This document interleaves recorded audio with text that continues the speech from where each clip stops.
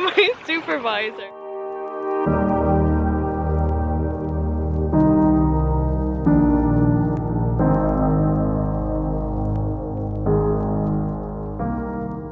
Hello, so I am not at home. I'm in Oban. Essentially, I'm about a 3-hour train ride northwest of Glasgow. Lockdown has kind of eased up a little bit for now. It may not last, but I've kind of taken the opportunity to get some sea air, get some sunshine, as you can probably tell by my tanned and red face. Also because I'm about to have surgery again. So I haven't talked about my personal endometriosis journey here on YouTube. I had big plans for my channel back before coronavirus and everything happened, and it was kind of in the past 5-6 months that life just got really topsy-turvy. There were a lot of things in my personal life that happened that just kind of changed what my plans moving forward were, and obviously YouTube was one of those things that just kind of I pumped the brakes. Life. My health was not doing good. Things in my personal life were just going crazy. I've moved. I was trying to get back on track with my PhD, but with the stress of coronavirus on top of everything else going on, I just had to step away for a bit. I didn't expect that I'd be having surgery so soon. Last time that I had talked about surgery with my medical team was about a year ago. Last summer I had done a lot of traveling around. I was actually living on the Disney Cruise Line for a couple of months. I ended up hospitalized in Helsinki with an ovarian cyst and a cyst rupture, and it was like while we were in port in Helsinki, I needed to run and get seen at the hospital because I was in a lot of pain. I was hardly able to move. It was either get seen in Helsinki or risk something worse happening when we're at sea and having to be somehow medically evacuated on the ship. So that was a year ago. My journey to get to this point. I was officially diagnosed in July of 2018 with endometriosis. It is a fairly moderate version. I don't know, I think technically stage 3 because I have endometriomas, but I don't have it on my bowel or my bladder as far as they're aware. I mean, maybe now I do, but I didn't back when I had surgery 2 years ago. My endometriosis seems to be centered around my ovaries and my womb and fallopian tubes and all that fun stuff. My mother has endometriosis, so I always knew what it was. And I remember being younger and telling other girls I have endometriosis. I hear people in the hallway and it's freaking me out. Oh my god. I'm in a hotel, so I'm just talking loudly about wounds and blood and periods. What's new? Anyways, when I would be on my period and it would be horribly painful and it would be long and it would be heavy and I would like bleed through pads and things, I said that I had endometriosis, even though we didn't know at the time that I did, but we'd always assumed. There were some symptoms that didn't really bother me until I was in my early 20s. It was kind of late teens, early 20s when I started experiencing cysts, like ovarian cysts and ruptures. I can't say the word, it's like dyspareunia, pain during intercourse that started happening. And I was confused, I was embarrassed, I didn't know why this was happening. And when I would mention it to gynecologists and would get told everything from like, use more lube, to over here I've been told, take some cocodamol and wine. I've even been given Instilagel, which is like a local anesthetic to try to numb everything, and I was like, that's not what this should be. Like, I should be able to enjoy this too. But that is for a different video. Eventually, because of the cysts, I saw a gynecologist who I said, I'm pretty sure I have endometriosis. I've never had a laparoscopy for it. I mean, nobody's ever officially diagnosed me, but I'm pretty sure this is going on. and then I moved. So that was a doctor that I saw in Florida. I was moving to Scotland quite soon after. When I got to Scotland, within the first like week or so, I ended up in hospital with a 5 centimeter, it was almost a 6 centimeter ovarian cyst rupture, and I was in for a couple of nights and was told, yeah, it's probably endometriosis. You'll probably need to look at having a laparoscopy, but we can't do it here. Go back and talk to your GP about it, and you know, you should look at having a baby. I went home and the pain went away for, you know, a couple of months, and then a couple months later, back in hospital, this back and forth, back and forth. I had a really good GP in Glasgow who pushed for me to get a laparoscopy, but this was done with a general gynecologist. I was supposed to have it with one doctor, but then when I got there on the day, it was with someone else. They had lost my paperwork, so I had to do it like while sitting in bed with the like, you know, cannula and waiting to like go under and like filling out forms, and I'm like trying to ask questions and they're just trying to hurry me through. It was a really miserable experience getting put under. I remember I was quite stressed, and so the anesthesiologist like went to put me under, and as I'm trying to like breathe through this process, I hear him say, I really need you to relax because you're freaking me out. And I was like, I don't know how I'm freaking you out. I'm freaking out now. And I just hear machines like beeping and I start crying, and that's the last thing that I remember before going under. And then when I woke up, I was still crying and was told, oh yeah, nothing was wrong with you. There's nothing found. And I was like, that doesn't make any sense. What are you talking about? I looked and they had only made 1 incision, and I was told that it's usually 3 so that they can see around, but it was 1 incision. I asked if there were any photos taken, if there was a biopsy. They said no. I asked if I could speak to the surgeon, and they came over and seemed really irritated that I asked to see them, and I asked them the same questions, and they said, I know what I'm looking for. I don't need to take photos. I'm an expert. I also got told that I was clean as a whistle. Was told that it's probably just IBS. I was just, oh man, I was so upset. I still have like the messages that I was sending my mom from the hospital bed, just like freaking out, and I was like, I don't understand, like that something went wrong here. And because I was so stressed and like upset, and I knew that something wasn't right, I guess my like blood pressure bottomed out or something, because then all the machines went off and they had just unhooked me, and then they had to hook me back up to oxygen and things. It was all quite dramatic, and I was like, I don't want a cracker, I don't want to eat, no, this is wrong, something's wrong. I was just really upset, and then they discharged me within the hour, and like I went home and had a 2-week recovery where I was like miserable and still had the pain of having a laparoscopy but no answers. So that was horrible. And when I went back to my GP, I had, because I was messaging my mom during all this, I had written like verbatim what I was being told from the surgeon, including the clean as a whistle, I know what I'm looking for excuse, yada yada. So I told my GP about all of this, and I was like, I feel like this was really like wrongly done. It was less than 20 minutes. And that I don't have anything to show for it. I can't get a second opinion because there were no photos or biopsy, but you need a biopsy so you can see if there's microscopic endometriosis, because it doesn't always show up to the naked eye. My GP agreed with me. They were like, that sounds horrible, we're gonna file a complaint. So we filed a complaint through. There was some back and forth letters, and then we got to the point where they said, you know, we would support a second opinion, a second investigation. So this time when I got my referral through, and I recognized the name of the doctor as someone who I had seen when as a general gynecologist when I've gone into emergency before, who I didn't really like. It was another one of those doctors that was like, I can't find your right ovary. Oh well.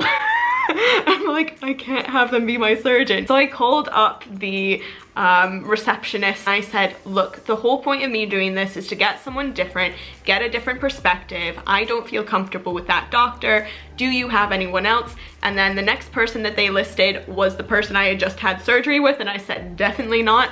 And then the third person that they listed was someone I had never heard of before, and I was like, fine. Like, if it's a doctor that I don't know, I would rather take that than somebody I've been with that I know I'm not going to be comfortable with. Luckily, when I looked up this doctor, it turns out that they are one of the 2 doctors that is a endometriosis specialist here in Glasgow.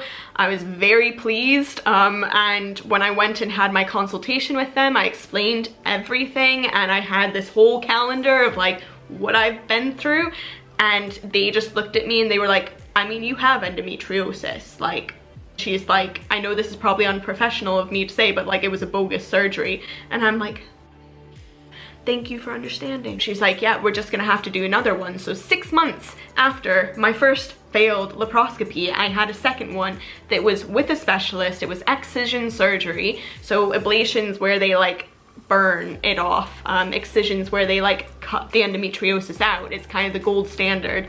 And so I had excision surgery with this doctor 6 months later. I was under for over an hour. I was 3 incisions made, photos, biopsy, and was told, yeah, you have endometriosis. These are the places it's located. This is where I excised it.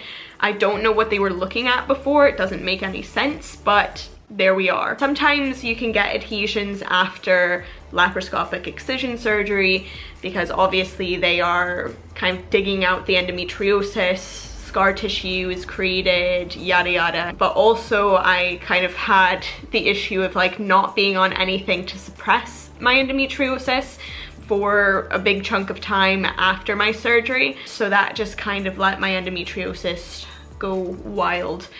And after that point, I had started experiencing regular pain. I had been getting cysts more often.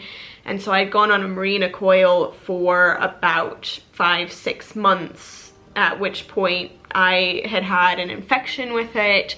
I was dealing with cysts still. I was dealing with hormonal imbalances and just general like cramping and pain, and I was still bleeding with the Mirena coil, so it wasn't doing what we wanted it to do. And I got put on the combined pill on top of the Mirena coil, and to me it just all felt like too much. Not the combined pill, sorry, the mini pill. I can't take the combined pill because I get migraines with aura, and apparently that makes you a stroke risk. So too many hormones for me. Like, I'm really hormone sensitive. Some people are, some people aren't, and I was still bleeding regardless, so that didn't do what we wanted it to do. After that point, I had seen my medical team again. They saw the scans from that appointment, and I've had scans since then which have shown that my left ovary and uterus were fused together, and we had talked about surgery, but then coronavirus happened and everything just stopped. My appointments stopped, my physiotherapy, pelvic floor physiotherapy had stopped. Like a lot of us who have endometriosis during the coronavirus, our kind of surgical options are seen as not like immediate need. They're seen as elective surgery, which, I mean, I don't know why I put quotations, but it's seen as elective surgery. But for a lot of us, that meant that we are taking really intense painkillers for months on end. And that's the position that I was kind of in, that they would keep writing me prescriptions for tramadol, cocodamol. I had a ball of Oromorph, and it was like, okay, but I can't work with this. I can't work with the pain, and I also can't work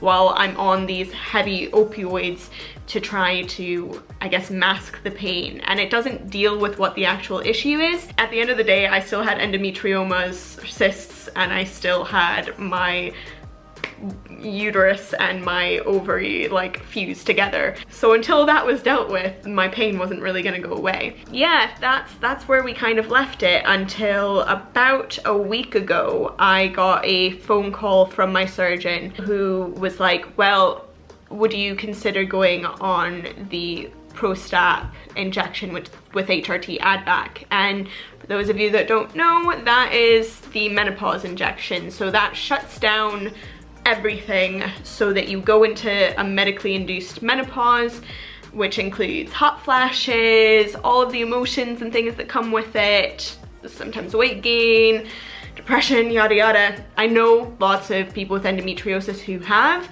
and have found relief with it. I also know people who've had a horrible time with it. It is your body at the end of the day, and if you say I don't feel comfortable with this, that's end of. Like, nobody can force you to do it. So I just told my doctor I don't want to do it, I don't feel comfortable with it, no. And he understood that, brought back to surgery. What if we looked at going that route? And I said I'd actually be more comfortable with that, because at the end of the day you're actually removing the endometriosis there, and I want that separation with my uterus and my ovary. So last week when I heard that and heard that my surgery is happening so soon, I found out 2 weeks in advance of the surgery actually happening. So it's happening now at the end of the week. Today is a Sunday, it's happening on Friday. And I have just had no time to like mentally prepare for this or physically prepare for this.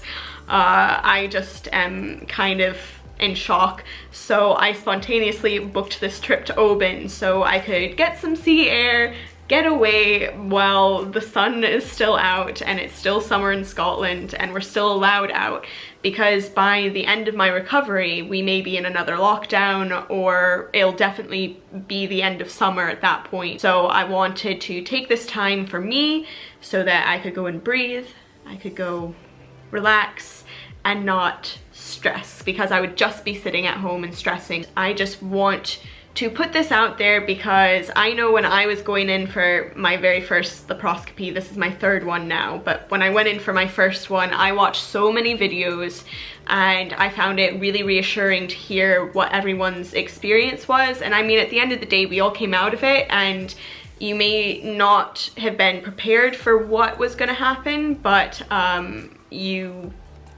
worked through it. And the resilience that I've seen of others here on YouTube, on Instagram, who have pushed through and made it through these crazy journeys that we all go on is just like mind-boggling. So if I can add anything to that dialogue, if I can give anyone else some peace of mind, I'd like to do that. This video is my kind of pre-surgery video. I'll add in a little bit about my time in Oban, so you can just see how I'm keeping myself happy, and maybe it'll inspire you to take a pre-surgery trip somewhere. Treat yourself. You're gonna be laid up for a little bit, so enjoy it while you can. Thanks for watching. Be sure to like and subscribe. I will be doing a video after my surgery. I'm going to try to video some going into surgery, coming out of surgery, the recovery process, just to update you on what's going on, what ends up happening, because I don't really know. Thanks for following along and for listening to my story. I'm one of many. It's a condition that needs a lot more attention than it gets, and it's something that should be taught in schools, that we should know about so we know how to advocate for ourselves. Hopefully my story can help give you some background to be able to stand on your own in front of the medical community as well. And please feel free to reach out to me. So let's keep each other uplifted, and some days are just shitty, and you know they are, but there will be a rainbow and we'll get over it. Sorry, that's really cheesy. Okay, goodbye.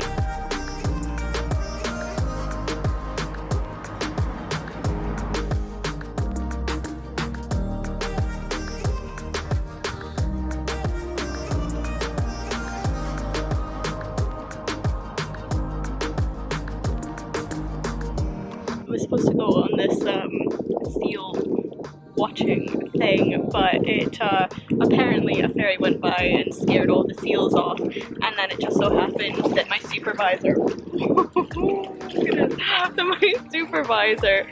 missed their ferry, so I was actually able to get a refund and not do the seal thing because there weren't any seals, and instead hung out with him for a bit. Now I'm just sitting on this rock by the water because I yet again didn't make it to the beach, but that's okay because it's not as hot today, but it's still gorgeous. So just enjoying some time.